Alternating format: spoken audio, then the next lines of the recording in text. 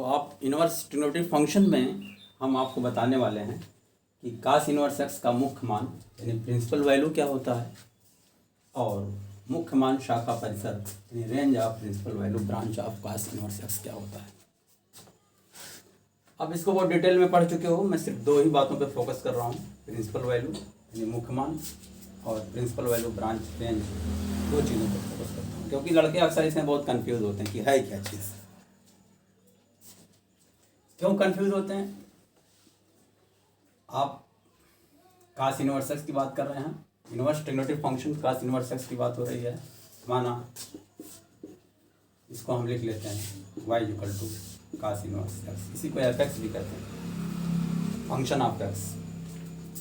ये inverse trigonometric function x में है तो का एफ एक्स जाएगा, वाई होता तो एफ ऑफ वाई रहता है, टी होता तो एफ ऑफ टी होता।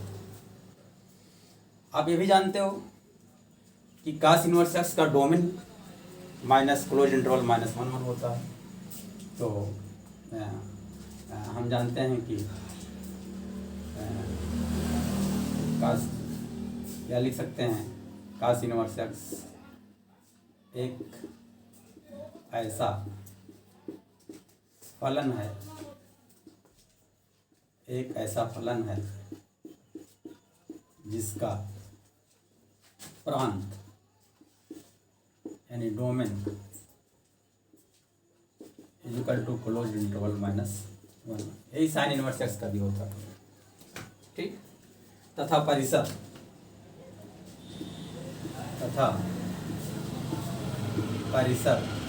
यानी रेंज बराबर होता है closed interval 0 to pi comma pi to 2 pi comma 2 pi to 3 dot dot dot, कई इसके रेंज। इसमें भी कास इनवर्स एक्स की वैल्यू लाई करती है, पढ़ती है, इसमें भी पढ़ती है, इसमें पढ़ती है। तो अब इसका मतलब ये हुआ कि कास इनवर्स एक्स की वैल्यू इसमें भी पढ़ सकती है, इसमें भी। इसका मतलब कास इनवर्स एक्स की बहुत सारी वैल्यू हो सकती है। स्पष्ट है कि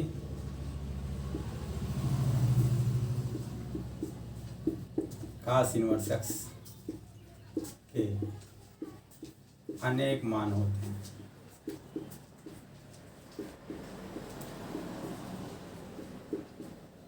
तो कास इनवर्स एक्स के अनेक मान होते हैं।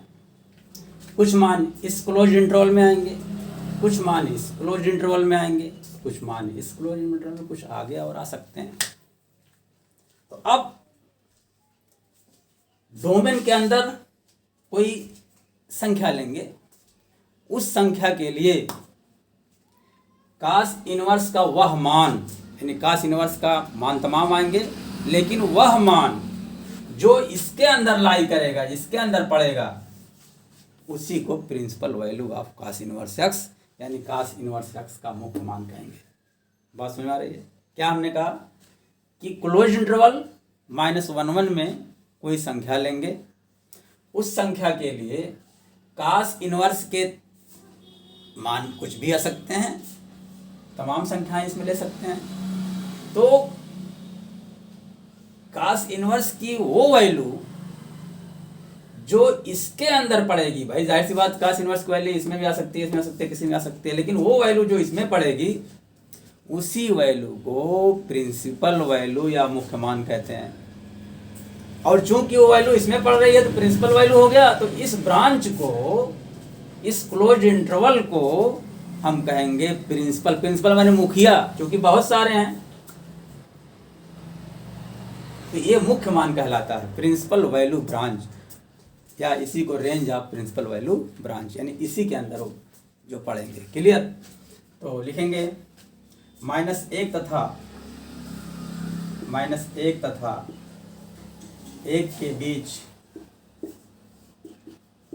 कोई संख्या हम x लेंगे, x के लिए यानी -1 तथा 1 के बीच कोई संख्या x लेंगे, जबकि इसमें x में x जो है इसमें -1 क्योंकि क्लोज इंटरवल है ना, तो इसी में लिख सकते हैं that is x belongs to -1 जो हमने ये चीज़ लिखी है, यही चीज़ एक ब्रैकेट में लिखी है, और यही चीज़ को, इसी चीज़ को हम लिखेंगे -1 लेस, ऐसे लिखेंगे, ऐसे, यानी ऐसे। तो ये तीनों चीज़ एक होगी। x की वैल्यू क्या लेंगे? 1 तथा -1 तथा 1 के बीच लेंगे, जबकि इसके अंदर -1 तथा 1 भी शामिल है। तो -1 तथा 1 के बीच x के लिए cos इनवर्स x का वो मान, cos इनवर्स x का वह मान जो 0 तथा पाई के 0 हो, या इसको कैसे भी लिख सकते हैं, 0 हो या पाई हो या 0 तथा पाई के बीच हो। इसी चीज़ को ऐसे भी लिख सकते हैं, that is cos inverse x belongs to closed interval 0 to pi, closed interval 0 to pi, और इसी को ऐसे भी लिख सकते हैं,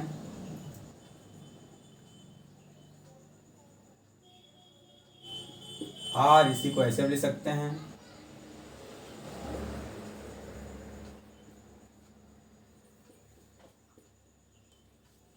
ये जो अंडरलाइन है, ये चीज़, ये चीज़, ये चीज़, ये चीज़, तीनों एक ही चीज़ें हैं, तीनों का अर्थ एक ही। तो -1 क्लोज इंटरवल यानी डोमेन में कोई संख्या हम लेंगे, उस संख्या के लिए cos इनवर्स x का बहुत सारा मान आएगा, उसमें से वह मान जो क्लोज इंटरवल 0 to पाई के बीच पड़ेगा, उसी को हम मुख्य मान कहेंगे। तो लिखा है जो 0 हो या पाई हो या इतना के बीच हो, मुख्य मान, cos इनवर्स x का मुख्य मान कहलाएगा। क्लियर? जब मुख्य मान कहलाएगा तो इस क्लोज इंटरवल को मुख्य मान शाखा कहेंगे। अतः तथा क्लोज इंटरवल 0 to पाई को मुख्य मान, इसका मुख्य मान cos इनवर्स x का को मुख्य मान शाखा कहेंगे। इसी को मुख्य मान शाखा परिसर भी कहेंगे, है ना। अतः cos इनवर्स x का मुख्य मान शाखा, मुख्य मान शाखा परिसर बराबर क्लोज्ड इंटरवल 0 to पाई। और जब रेंज मालूम हो गया, डोमेन तो पहले मालूम था लेकिन रेंज कई थे, इसमें से मेन रेंज यानी प्रिंसिपल रेंज मिल गया, तो अब फंक्शन को हम ऐसे ले सकते हैं। अतः फंक्शन cos इनवर्स x को निम्न प्रकार लिख सकते हैं।